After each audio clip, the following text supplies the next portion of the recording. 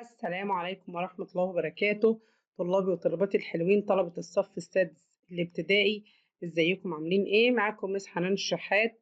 هناخد النهاردة درس جديد من دروس الدراسات الاجتماعية. درس هيكلمنا عن الوطن العربي، الموقع والمساحة. وطن عربي يعني ايه وطن عربي؟ الوطن العربي هو الدول التي تتحدث اللغة العربية، بيجمع الدول دي مكان واحد، لغة واحدة، تاريخ مشترك. يبقى وطن عربي جاي منين؟ من كلمة اللغة العربية. الوطن العربي موجود في وسط العالم. موقع الوطن العربي في وسط العالم القديم. هو ايه العالم القديم؟ آسيا، أوروبا، أفريقيا. الوطن العربي بيمتد ما بين قارتين، قارة أفريقيا وقارة آسيا، يعني مقسوم جناحين، جناح آسيوي وجناح أفريقي. الوطن العربي كمان في دولة اسمها جزر القمر، بتقع في المحيط الهندي. لما نشوف كده الوطن العربي، الموقع بتاعه أو الحدود بتاعته. الموقع الجغرافي يعني إيه موقع جغرافي؟ يعني الموقع بالنسبة لليابس اللي هو الجبال دي، والماء البحار والمحيطات.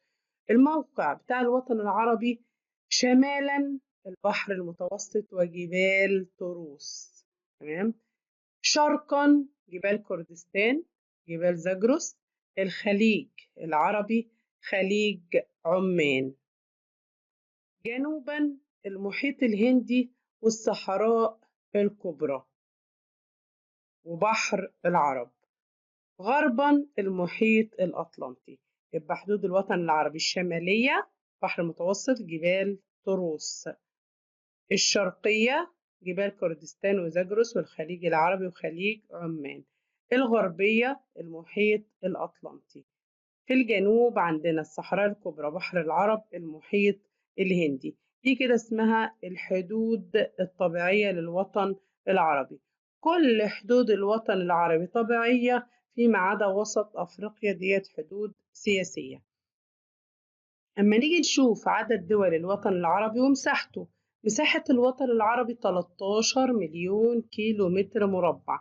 الجناحين الأفريقي والآسيوي، مين اللي واخد مساحة أكبر؟ المساحة الأكبر في الأفريقي ولا الآسيوي؟ في الجناح الأفريقي، لأن دول الجناح الأفريقي عددها صغير 10 دول لكن مساحتها كبيرة. يبقى المساحة الكبيرة موجودة في الجناح الأفريقي والمساحة الصغيرة في الجناح الآسيوي. أما عدد الدول الكبير في الجناح الآسيوي وعدد الدول القليل في الجناح الأفريقي. يبقى الوطن العربي يضم 22 دولة. عدد دول الوطن العربي كام؟ 22 دولة. عندنا 12 في الجناح الآسيوي اللي هو مساحته 28% من مساحة الوطن العربي، يعني مساحة صغيرة، و10 في الجناح الأفريقي اللي مساحته 72%، يعني مساحة كبيرة. يبقى المساحة الكبيرة فين؟ بالظبط في الجناح الأفريقي. عدد الدول الكتير فين؟ في الجناح الآسيوي. عندنا لما نيجي نبص كده على الخريطة هنلاقي الجناح الأفريقي في موريتانيا والمغرب، الاتنين دول بيبصوا على المحيط الأطلنطي، وفي الجزائر وتونس وليبيا ومصر، دول بيبصوا على البحر المتوسط، والسودان والصومال وجيبوتي وجزر القمر في قلب المحيط الهندي. مصر بتبص على البحر الأحمر والبحر المتوسط زي ما احنا عارفين. السودان بتبص على البحر الأحمر بس. جيبوتي بتبص على البحر الأحمر وخليج عدن تطل. الصومال بتبص على خليج عدن وعلى المحيط الهندي وكمان على البحر العربي. دولت كده دول الجناح الأفريقي: موريتانيا، المغرب، الجزائر، تونس، ليبيا، مصر، السودان، جيبوتي، الصومال، جزر القمر. كلهم ليهم مسطحات مائية أو بيطلوا على مسطحات مائية. نيجي للجناح الآسيوي: فلسطين، لبنان فوقيها الصغننة دي، سوريا اللي فوقيها على طول الكبيرة شوية، الأردن جنب فلسطين، العراق جنب سوريا، تحت العراق على طول الكويت، تحت الكويت في البحرين، تحت البحرين قطر، الإمارات، عمان، اليمن، وأكبر دولة في الجناح الآسيوي هي السعودية. لكن أكبر دولة في الوطن العربي كله ده هي الجزائر. أكبر دولة في الوطن العربي الجزائر. وأصغر دولة في الوطن العربي هي البحرين. يبقى دول الوطن العربي 12 دولة، 22 دولة، 12 في الجناح الآسيوي و10 في الجناح الإفريقي. أصغر دولة فيهم البحرين، يبقى أصغر دولة مين؟ البحرين. وأكبر دولة فيهم الجزائر. واضح كده الكلام؟ موقع الوطن العربي الجميل ده ليه أهمية، أهمية اقتصادية وأهمية استراتيجية.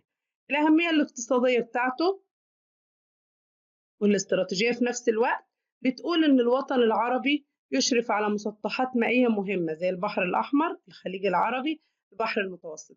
يعني إيه مسطح مائي؟ يعني بحر خليج محيط. مسطح مائي يعني بحر خليج محيط. وبيتحكم في ممرات مائية مهمة، هي ممر مائي يعني مكان ضيق كده بتعدي منه السفن، ده معنى كلمة ممر مائي. ممر يا دوبك السفينة تمر بس.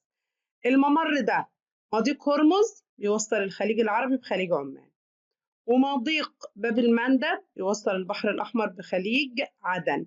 مين اللي بتبص على باب المندب؟ جيبوتي من ناحية واليمن من ناحية تانية. جيبوتي دولة أفريقية واليمن دولة آسيوية. قناة السويس طبعا كلنا عارفينها، بتوصل البحر المتوسط بالبحر الأحمر، المشرف عليها هي مصر فقط. مضيق جبل طارق بيوصل البحر المتوسط بالمحيط الأطلنطي. مين اللي بيبص على جبل طارق من الدول العربية؟ بالظبط المغرب. يبقى دي كده اسمها ممرات مائية أو مضايق. ممر أو مضيق يعني مكان بتمر منه السفن، بيوصل بحر بخليج أو خليج بخليج أو بحر بمحيط أو بحر ببحر. يبقى هنا جبل طارق بيوصل البحر المتوسط بإيه؟ بالظبط المحيط الأطلنطي. قناة السويس البحر المتوسط بالبحر الأحمر. مضيق هرمز بيوصل الخليج العربي ده يعدي منه الخليج عمان. مضيق باب المندب يوصل البحر الأحمر ده لخليج عدن. قناة السويس طبعا عارفينها، البحر المتوسط بالبحر الأحمر. مين المشرف على جبل طارق؟ المغرب. مين المشرف على قناة السويس؟ مصر. مين المشرف على هرمز؟ عمان. مين المشرف على باب المندب؟ جيبوتي واليمن. يبقى الموقع الوطن العربي موقع متميز ولا لا؟ موقع متميز. طب الموقع المتميز ده ليه حاجات حلوة وحاجات وحشة. الحاجات الحلوة الإيجابية ساعدت على تحكمه في أهم طرق التجارة العالمية. يبقى النتائج المترتبة على الموقع الجغرافي للوطن العربي ساعد على تحكمه في أهم طرق التجارة العالمية. تحكمه في طرق التجارة العالمية دي خلى الدول تسيطر عليه، تطمع فيه. يبقى ما النتائج المترتبة على تحكم الوطن العربي في أهم الطرق العالمية؟ أدى إلى طمع الكثير من الدول للسيطرة على ثرواته. بما تفسر طمع الكثير من الدول في السيطرة على الوطن العربي بسبب تحكمه في أهم طرق التجارة العالمية. طب يا مس هو ليه بيتحكم في أهم طرق التجارة العالمية؟ لأن موقعه متميز أو بسبب الموقع الجغرافي المتميز. تعالوا نشوف الأهمية الدينية.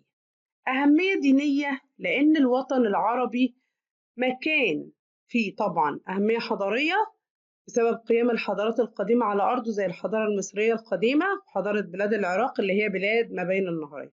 والأهمية الدينية لأن الوطن العربي موطن يعني مكان أو مهد، موطن الديانات السماوية اليهودية المسيحية الإسلام. كمان يضم أماكن مقدسة ذات أهمية دينية كبيرة زي إيه؟ زي الكعبة المشرفة في السعودية، زي كنيسة القيامة في فلسطين، زي الأزهر الشريف في مصر. دي كلها أماكن مقدسة في الوطن العربي. عملت إيه؟ أكسبت الوطن العربي أهمية دينية. الدرس بتاعنا سهل وجميل ولطيف، هنذاكر كويس وبعد ما نذاكر نعمل إيه حلوين زي ما تعودنا بالظبط، نحل كتير. يعني يقع الوطن العربي وسط قارات العالم؟ أيوه القديم. تمتد أراضي الوطن العربي في قارتي بالظبط آسيا وأفريقيا. توجد النسبة الكبرى من مساحة الوطن العربي في قارة أيوة قارة إفريقيا لأن 72%. أكبر الدول العربية من حيث المساحة دولة الجزائر. طب مين أصغر دولة؟ بالظبط البحرين. اتحكم الوطن العربي في ممرات مائية مهمة منها قناة السويس. يحد الوطن العربي من جهة الشرق خليج، من الشرق خليج عمان والخليج العربي، تمام. يطل الوطن العربي على المحيط الهندي والمحيط الأطلنطي. الحل كتير، أكتر حاجة هتخليني أفهم كويس قوي، وكمان أبقى من المتميزين الشاطرين. إذا عجبكم الشرح بتحطوا لايك للفيديو وبتشيروه لكل أصحابكم، وما تنسوش الاشتراك في القناة. السلام عليكم ورحمة الله وبركاته.